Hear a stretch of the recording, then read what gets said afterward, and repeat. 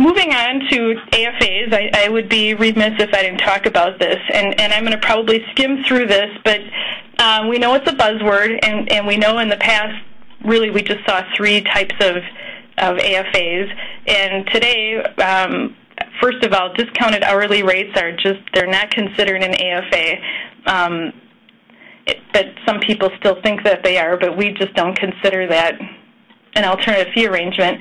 We were seeing all kinds of different contingencies, these success or goal-based AFAs, flat fees, cap fees, and then of course, any combination of any of the above. So that's great. We're seeing a lot of success with AFAs, but again, your partner and our lawyer, they negotiate these terms, and then it comes back to us to try to figure out how does that fit into the e-billing system. So couple of ideas that I have about what we should think about, getting those terms in writing and sharing them with the billing department at the law firm and me and maybe some other people. Rates are tricky to manage in the e-billing system, so when you start to talk about discounts and different things, that has to be taken into account.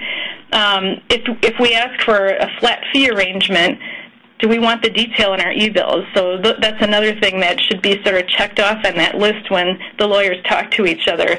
Defining success, and if that bonus is paid, how are we going to get that invoice in the system? And we have to keep in mind that I still have those rules in place for all of the bills. So my rules work for everything, and so when the AFAs come in and they look a little bit different, it's a little tough for me to make sure the system's going to work. So sometimes I have to tinker a little bit. If we do have an AFA and you're holding back some of the billing based on that AFA, we still need to accrue for large valued matters. So I'm contacting our firms often. I need to let the business units know that they're going to probably be seeing this charge in the next quarter. And at the end of the day, one other thing, we do want to include our lessons learned when we do our post-matter evaluations, just to sort of track whether or not that alternative fee arrangement was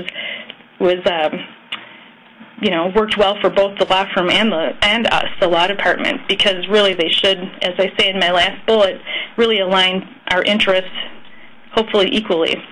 Oh, I guess I have to say that we did have about 50% of our spend associated with alternative fee arrangements last year, and that's a pretty big deal because I read some statistics that said about 20%. Law departments are about up to 20%, and we're actually at half.